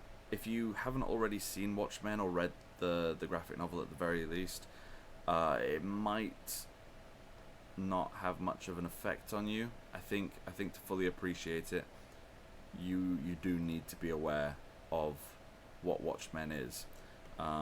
Watchmen is a very interesting comic. It's set in a version of the DC universe where a lot of the big DC superheroes didn't exist. Famously, there's a bit in one of the opening panels for it where you see one of these superheroes beating up a guy who's trying to mug a family, and supposedly that family was the Wayne's family, and that's why Batman doesn't exist within the Watchmen universe, because his parents never died, so he never had the need or the desire to become Batman. It's hugely interesting, and plus it's a standalone graphic novel and film. It's not one of those ones where you have to read years and years and years worth of comics in order to get it. And finally, the trailer that has got me most excited over the last while is the trailer for It Chapter 2. Elle and I recently watched it together, Chapter 1. I saw it in the cinemas. Elle didn't have the chance, and we were kind of going through like a couple of week horror binge sort of thing. I was showing her some of my favorite horror films, and I think the night before, or possibly 2 nights before, we watched John Carpenter's The Thing, which, I mean, I love that film. I think it is so good, so good. She got pretty scared watching that film, but whenever I bring it up, It Chapter 1 just scared her so much more, and that's fantastic. One reason why I'm really excited about this is I've actually been reading the book recently. I say reading the book, I've been listening to an unabridged audiobook of it. I don't really have time to read anymore. I've said this before, I've got a bookshelf of books over there. I think one shelf is all the ones that I've read, one shelf is all the ones that I'm halfway through reading, although I see, looking at it now, it's got pretty mixed up. Essentially, I get a book, it takes me a while to read it because of my dyslexia, and then I get a part in a play, and I end up having to spend the next couple of months reading nothing but that script. So the books end up getting left on the shelf, and when I come back to them I realise, oh, I've got to start it again, I can't really remember what was going on. And then I get to about the same point, and I get another script, and it's a pain in the butt. So I've been listening to a lot of audiobooks, like when I'm driving, because I'm spending a lot of time on the road at the moment, and being able to listen to them while I drive has been great. And yeah, lately I've been listening to the unabridged It, which is huge. I think in total it's like 12 hours long. which is just crazy. But it really shows how in both the miniseries and in the film It Chapter 1, they really were pulling the punches. Like, the book is messed up. Really messed up. The relationship between the kids, both when they're kids and they're adults, is really great. I love what he's done with that, for the most part. There is some really messed up stuff from that point of view as well. Like, there's how do I best describe it? There's a lot of teenage content, I would say. So not like adult content in the sense that there are things of a sexual nature, but it is mostly, well, for the most part, sexual desire that is sometimes expressed, very occasionally expressed, but for the most part it is like internal monologues dealing with sexual desire and stuff like that. But most of the kids in it are meant to be 11, and when I was 11, I still thought that girls were gross. You know, I wouldn't even hold hands with a girl. So I feel as though King was writing for characters that should have been maybe 3 or 4 years older. They just seemed far too advanced for their years from that point of view. But otherwise, I've been really enjoying the book. Like, it is scary. It is a scary book, and that has been a lot of fun. And the trailer for It Chapter 2, there are definitely moments from it where I'm looking at it and thinking, yeah, I remember that bit. I remember that bit in the book. I haven't finished the book yet, just to be clear. I think I've got about another... Actually, no, wait, it can't be 12 hours. It has to be more than that, because I'm fairly certain I've got another 5 hours left at least. And I'm only 3/4 of the way through. So it's got to be much longer than that. I'll have to look it up and get back to you guys. But yeah, if you haven't seen It Chapter 1 and you're looking for a good scare, check it out. It's very similar to Stranger Things. You know, it's really more about the relationship between the children, who are the main characters, than it is horror. But of course there are horror and those sort of investigative elements thrown in as well. It's also nice how within the book in particular we go a bit into the Stephen King expanded universe, because Pennywise, or It, was kind of the character that started off this whole expanded universe that he's got. So for anyone who doesn't know, Stephen King's books all exist within a multiverse, and there is actually a place known as the Dark Tower, which features in the Dark Tower series of books, that links them all together, and It is a part of that. But one of the things that I really like with it is there are these people at the very beginning of the book who get shipped off to prison, and the prison that they get sent to, or that one of them gets sent to, is Shawshank, from the Shawshank Redemption. There's another one, I can't remember the name of it off the top of my head, but an insane asylum that features in a number of King's books. Again, fantastic. I love those shared universes and stuff like that. There's even one of his books, Dreamcatchers, I think it is. There's a bit in that where they see a bit of graffiti that they take no mind to that just says Pennywise lives. And there's no other reference to it. This is one of the crazy things. This book was released in 86, I think, 85, 86. But he's never considered bringing it back for like a sequel or anything. Maybe it's something he's saving for the end of his career. I've got no idea. You know. So Kitty, you're currently saying now that you are going to become a certified Pearl expert. How does one become a certified Pearl expert? I know not. Alright, so the last few bits that I want to get through today. Oh, you found a free online course? Send that my way. I want to be a Pearl expert as well. Absolutely.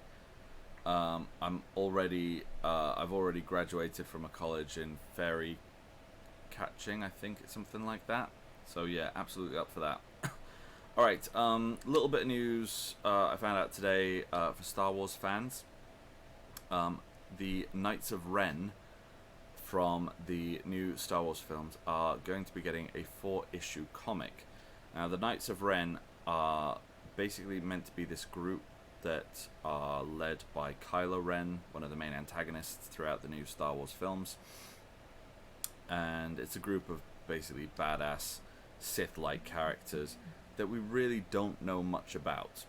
And what I'm assuming, based on the release of this, is that these comics are going to tie in some way to the new film. Now, they've been very good with the new comics, which have been done by Marvel, in that they are canonical. So you read those comics, that is accepted within the Star Wars universe, the Star Wars continuum, but you don't have to have read them. Oh, hello. Hi. Bye. Thank you for that. It's ice. Lovely bit of ice. Yes, you don't actually have to have read any of the comics to make sense of the films. So I'm hoping that's going to feature with this as well. I'm hoping that it's going to be a nice little bit of information for people like me who want to dig in deeper than what we get from the films, but will also not be necessary knowledge for people out there who don't want to do that. They made mistakes with that, I felt, with the Clone Wars series during the prequel films. There was stuff like General Grievous just appearing in one of the films was weird. Like, this dude just appears out of nowhere. He's got this reputation for being an absolute badass, but then if you go and watch the Clone Wars TV series, you see like the rise of Grievous. You see the reason why he's always clutching his chest and having trouble breathing is because he got in a fight with Mace Windu, not Window, and he like force grabbed his chest plate and crushed it. So I really hope they don't make that mistake here. I don't want this to be one of those things where we have to buy the comic in order to know what's going on. However, I am very excited to get a little 4-part series in which we find out more about the Knights of Ren, because I'm very interested in them, and the films have told us butt kiss. Okay, next thing I want to talk about. This is something I'm quite excited about, but also might be disastrous. It is the CW Arrowverse Infinite Crisis. So for anyone who doesn't watch CW DC shows, they include Arrow, Flash, Legends of Tomorrow, and to varying degrees Supergirl, and also kind of now Constantine. Even though it was an NBC show rather than a CW show, Constantine has been a regular character on Legends of Tomorrow for the last season. And I would love it if he got his own series back, because he's one of my favorite DC characters. He's so cool. Now, every year they do a big crossover where every episode within the Arrowverse has one of these crossover episodes, and you have to watch them in the order that they come out in to make sense of it. Essentially making it into, it's not even feature length, it's like double feature length in total.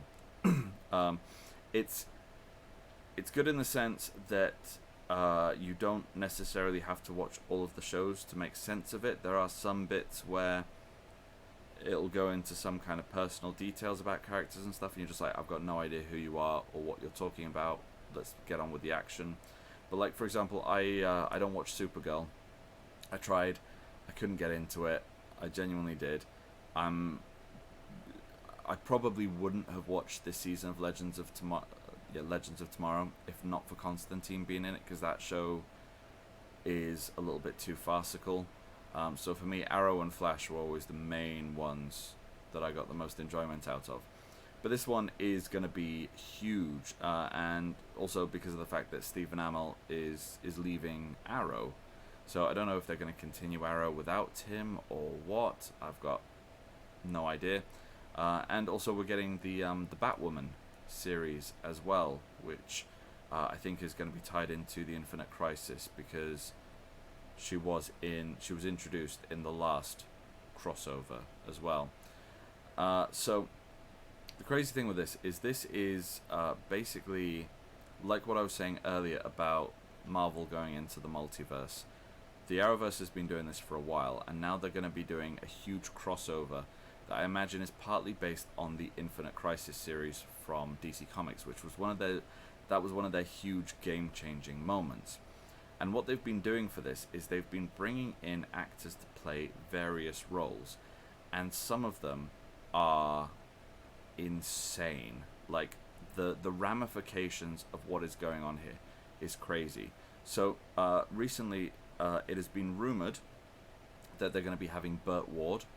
Burt Ward, for anyone who doesn't know, played Robin in the 1960s Batman series. You know, the very campy one that people kind of watch because of how bad it was. So whether he's going to be an old Robin, we don't know, because Batman hasn't even been introduced in this universe. We know there is a Batman in this universe. He's been referred to. We know that there's a Bruce Wayne in this universe. He's been referred to as well. But yeah, having Burt Ward on it is going to be great. We're also who else was it? We're going to have Linda Carter, who was the Wonder Woman from the old school TV series, is going to be in it as well. Now, funny thing with her is she's actually in Supergirl as a different character, but they're saying that that's not going to be an issue. Either they're going to have it as a sort of, well, it's the multiverse. In this universe she does this, in this universe she's Wonder Woman. Yeah.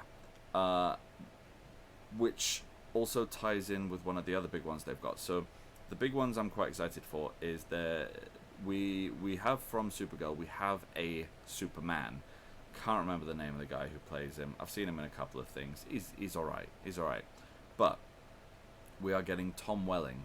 Tom Welling, famously, who for 10 years played Clark Kent on Smallville, making him the longest running Superman ever, without ever actually being Superman.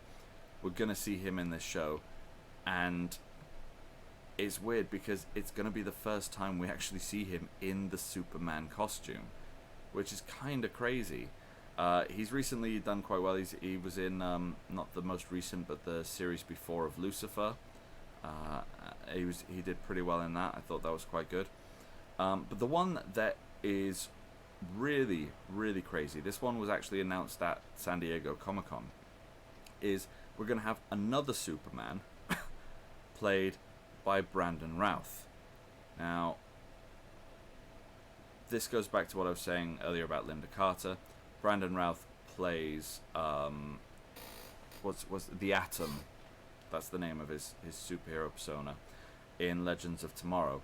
Although I'm fairly certain throughout the entire most recent series we never see him in costume at any point. But also the billionaire owner of Parmatech. He's basically think of a cross between Ant-Man and Iron Man. That's what his character is. Can't actually think of a better way to describe that. It is so on point. Now, this is huge because Brandon Routh actually was a Superman before in Superman Returns, which was a film that unfortunately didn't do well based on various things, like producers getting way too involved when they should have left it up to the writers and stuff like that. But the film kind of bombed, and I always felt kind of bad for him, going from playing Superman to playing the Atom. It's a little bit of a fall from grace. Most actors kind of move up. Ben Affleck went from Daredevil to Batman. Ryan Reynolds went from Hannibal Caine to Green Lantern to Deadpool. It was a bit of a drop. But the crazy thing with this is that Superman Returns was a sequel to the Christopher Reeves Superman films. Okay, which mean those are the ones with, you know, the like the big John Williams score. Da da da da da da da da. Don't copyright claim me. You can't copyright claim me for that, John Williams. Okay, and I'm doing this as an appreciative thing. Hannibal who? Exactly. So, essentially, for this CW version, we are getting, like, the Superman that many of us knew and loved growing up. The proper Superman, not the dark, broody Man of Steel one, but the Boy Scout. The super-powered Boy Scout. Obviously, can't be played by Christopher Reeves himself. Passed away, you know. So, I think that's gonna be. It's either gonna be really awful, but hugely entertaining, or it's gonna be great. And whatever it is, I'm looking forward to seeing it. I think it's coming out at the end of the year. I think probably they'll go a few episodes into their various new seasons, and we'll see. But there haven't really been any trailers or anything for the new series. If you watched any of the last seasons, Arrow especially was dropping big hints, and the last big meet-up crossover event was kind of like that was the Infinity War, and what we're seeing now is the Endgame kind of thing. Yeah, so a couple of bits left to talk about. I was going to talk about 12th Night, let you guys know how that is going. I'm sorry that I haven't been streaming over the last week. I just haven't physically had the time or the energy.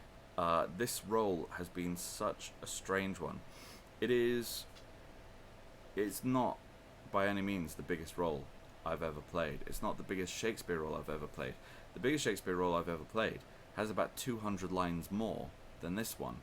I think Sir Toby has 430, something like that, and I've played characters with over 600 lines. I do have permission towards the end of this coming week to live stream the show, so I do plan to do that. I really wish I'd done it last night. Last night's performance was so good. We had a really fun, receptive audience. There were very few cock-ups, because there have been cock-ups, trust me. But yeah, I really wanted to get a chance to stream on at least 1 or 2 days. But the thing is, this role, it is exhausting. It is so exhausting. It is not possible to play this role well without using every bit of energy that I have to give. Like, I've never had a role like that before. I've done plays before where I've had to do a matinee and then an hour later an evening performance. I don't think I could survive that playing this role, because I am just putting everything that I have into it. Like, imagine the most energetic stream you've seen me do, and then times that by at least 10. That's why, yeah, and yes, that is why I am streaming on my only day off, because I miss you guys, and I hate the fact that I've gone so long without a stream, and so long without a podcast. I enjoyed doing the first podcast so much, and I wanted to get another one out there. So the show's been going really well. We have had our own mix of problems. Thank you very much for the biddies, Kitty. Yeah, the first half went surprisingly well. The first night you expect things to go badly, but for the first half they didn't. The second half, when you're backstage, you get given calls, right? So before the show they tell you that they give you a half-hour call, then you get like a 15, a 10-minute, a 5-minute, just, you know, making sure everyone is as ready as they need to be. But the most important call is what's called beginners. Beginners is usually about 2 minutes before you begin, and that is where everyone who is in that first scene has to get in place, ready to go. And for some reason, on this first day, we did not get a beginner's call for the second half. So the second half starts with two characters on stage having a bit of a chat, and then I'm meant to go on with this other guy, and who's playing a guy called Sir Andrew. We chat with a character on stage, and then another character called Olivia is meant to come on stage, but no one told us we'd started. No one told us. These two actors, they're on stage, and one of the other guys in the cast, I'm chilling out. I'm not even fully in costume yet because I thought we still had time. He came to me and he said, "Aren't you meant to be on stage right now?" I was like, "What do you mean? Have we started?" And he was like, "Yeah." I looked out the window and saw that the play was going on, and I ran downstairs, and the poor actress who was on stage, she'd been on stage for like nearly 2 minutes on her own with no one to talk to, and I'm there like flipping hell, like I had no idea the play had started again. What the bejesus. So I ran on stage and I tried to call up for the actor who was playing Sir Andrew, but he just wasn't paying attention, I guess. And I went on stage and we started our bit of the scene off. I gave her a look of sorry. Less sarky than that though. And because the other guy hadn't come on, luckily his lines were easily skippable. So we just skipped them. And then the scene was meant to go into a bit where the actress playing Olivia comes on, and then that's kind of my job done. And it got to the cue line for that, and she didn't come on. She didn't come on. Why? Because she didn't know we'd started either. Because she didn't have a beginner's call. So the guy playing Sir Andrew, he then steps out through the doorway. This doorway, just to paint a clear picture for anyone who hasn't seen the photos we've put up, is smack bang on the back wall in the middle of the stage. So he comes and steps out into this open doorway, sees that we've already started the scene, just like, what do I do?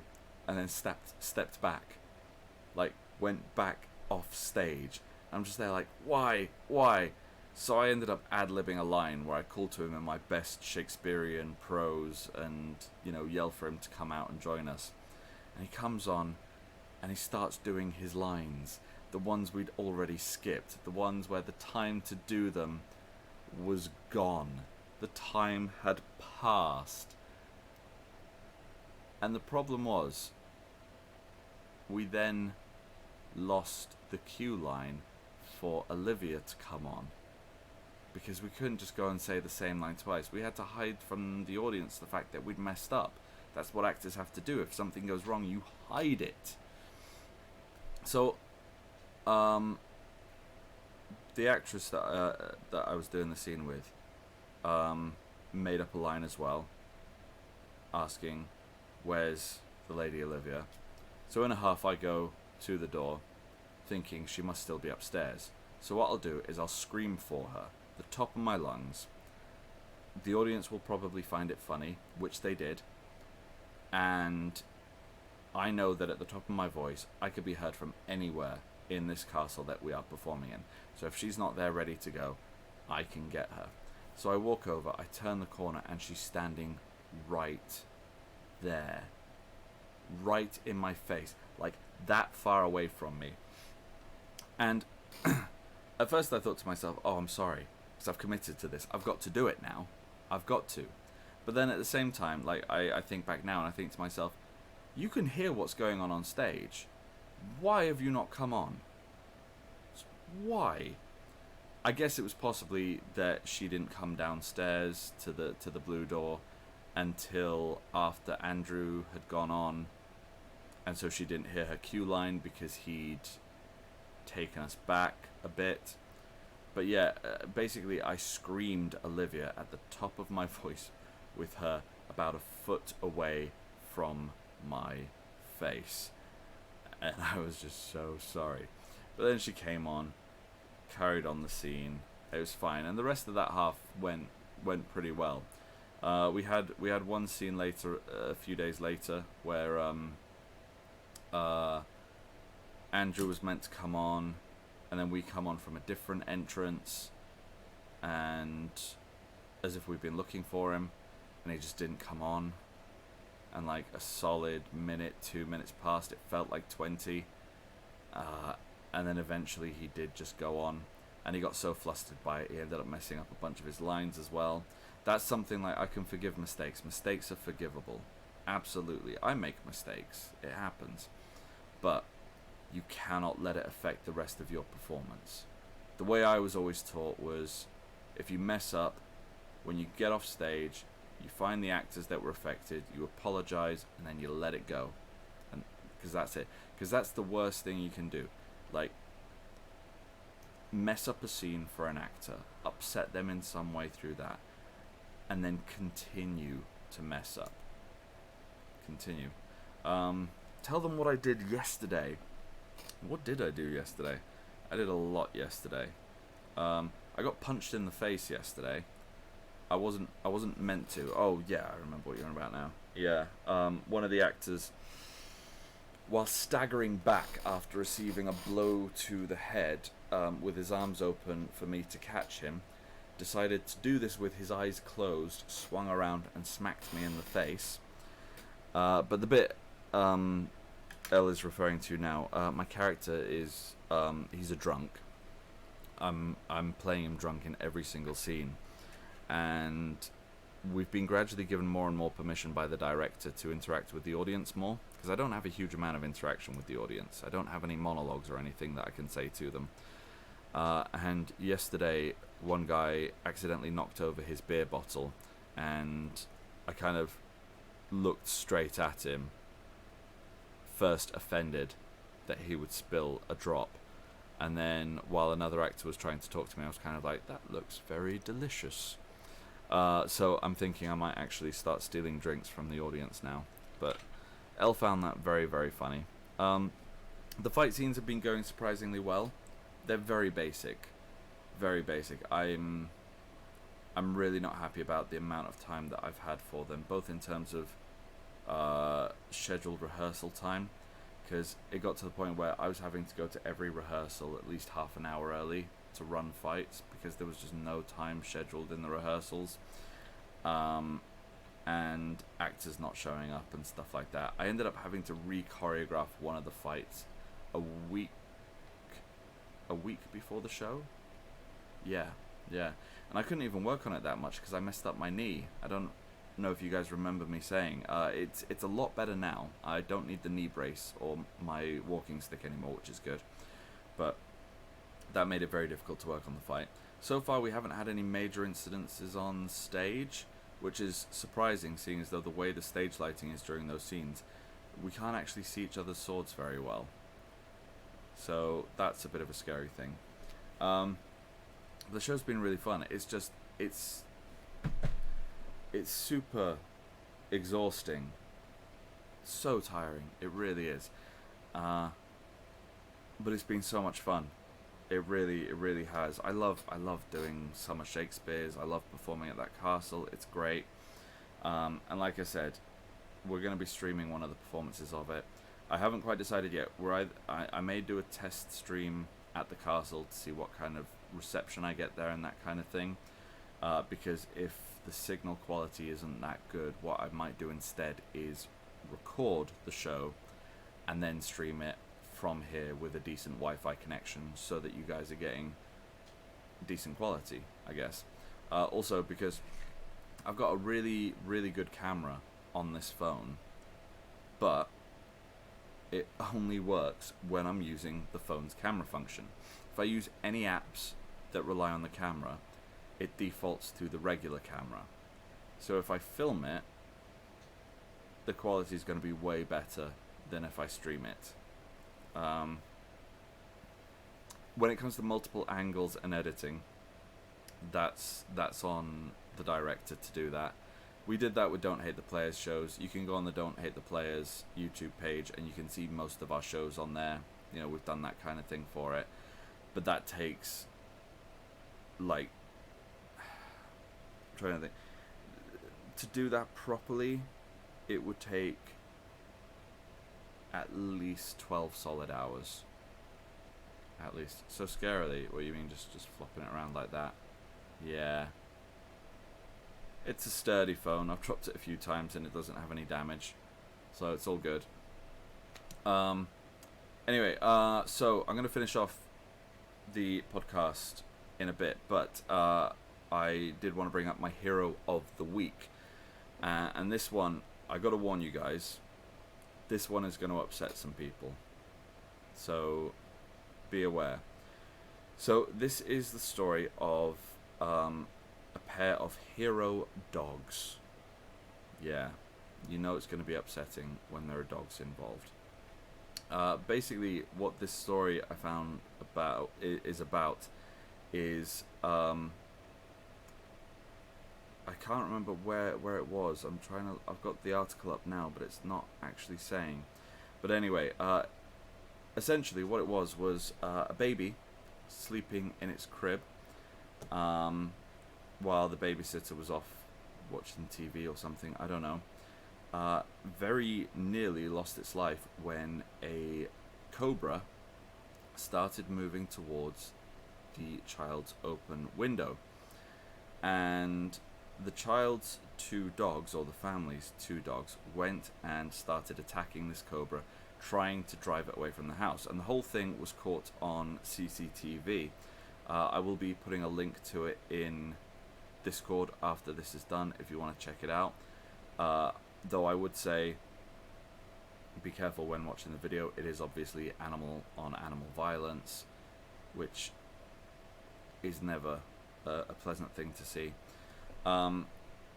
The cobra did end up dying from the injuries that the dogs inflicted. I think it kind of got to the point where they couldn't drive it away. It just, every time it tried to escape towards the house. And these dogs were trying to protect this baby. One of the dogs in question unfortunately lost its life due to the bites that it sustained from the cobra. And another one is now blind because it's been sprayed in the eyes with this venom. But the baby was completely untouched. And I think dogs are such fantastic creatures. The symbiosis between us. If you ever want to see a really interesting documentary about dogs, Neil deGrasse Tyson did one about how wolves and later dogs are the reason we have human society. And reading an article like this, you know, a cobra, most of them don't carry enough venom to take down a full-grown human, okay? Yet people are still terrified of them, terrified of getting bitten. A baby would not survive. Dogs this size, one of them was a dachshund, which is such a small little dog. They went into that fight knowing that they weren't going to survive it. They got bitten multiple times and wouldn't give up because they were trying to protect that baby. And I'm just amazed by how incredible of a creature they are. I know that one of the first things that Elle and I want to do once we've got our house sorted is get ourselves a dog. Just that love, that unconditional love that you get from them is just fantastic. And so I want to commend these two lovely dogs. Moxie, I believe, was the one who died, and Miley, who was the one who was blinded. Absolutely fantastic creatures. And it was in the Philippines. It was in the Philippines. That's where it was. Okay, so on that note, I will leave you guys. I will quickly finish by saying that we have been making progress with the move. We have actually decided on a house now. We have solicitors. We're working on getting a survey out there as well. We've already started plans for a purpose-built studio in the garden. So none of this, streaming in a bedroom working out the decorations based on where things are. The camera angle I've got here is very specifically set to get in as much of like the shelving units and stuff, so we can see all my figurines and that there. None of that anymore. It's all going to be purpose built, ready to go. Not immediately. It's going to take a while to build it, so I am just going to be streaming from one of the spare bedrooms to begin with. But yeah, we're very excited. We're very close to having our own house. It's going to be scary because houses are expensive. But anyway, thank you very much for tuning in. Whether you have been watching live, whether you're watching it back on Twitch or YouTube, or whether you are listening to it on whatever platform I eventually decide to upload this to, I hope you have enjoyed this podcast.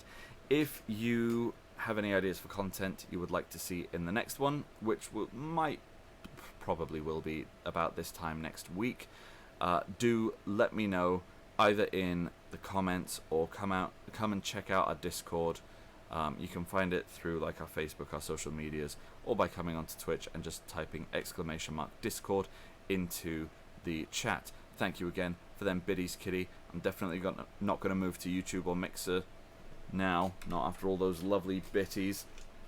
Yeah, please do tell me what you want to hear me talking about in the podcast, and I'm going to make an effort to announce this one a bit earlier next time, because I did most of the announcing for this one today.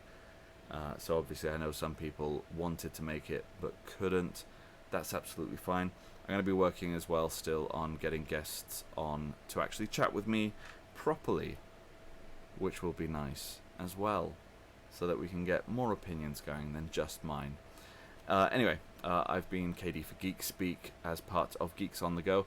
Please do hit that follow button if you are new to the channel, and check out our other social medias. Have a fantastic day and keep it nerdy. Bye bye.